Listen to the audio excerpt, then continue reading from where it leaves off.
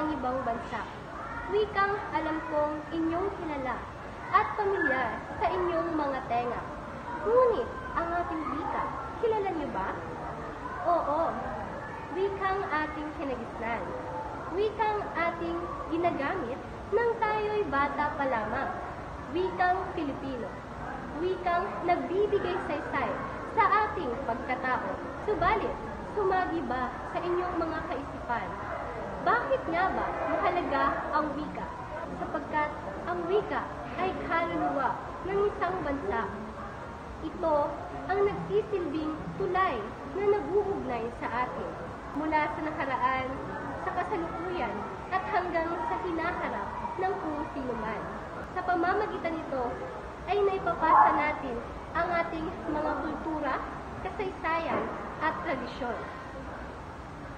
Ang ating mga bayani mula kay Dr. Jose Rizal, Andres Bonifacio at iba pa ay gumamit ng ating sariling wika upang gisingin ang ating mga nagsulog na damdaming makabayan at ipaglaban ang ating kalayaan. Ngunit ngayon, tila unti-unti na itong nakakalimutan dahil mas madalas pa nating marinig at sambitin ang mga katagang I love you kaysa sa mahal kita at I miss you kaysa sa nangungulila ako sa iyo. Ngunit hindi ko naman sinabing masama ang gumamit at matuto ng ibang wika. Ngunit sana ay huwag nating kalimutan ang sariling atin, sapagkat kung tayo mismo ay walang pagpapahalaga sa ating sariling wika, sino pa ang gagawa nito para sa atin?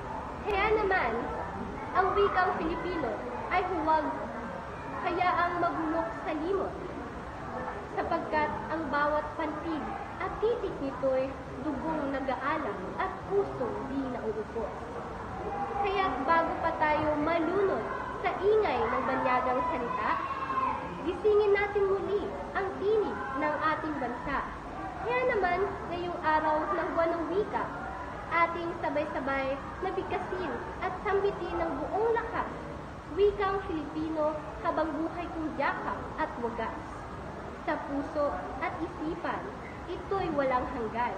Dahil sa wika, tayo ay isang bayan.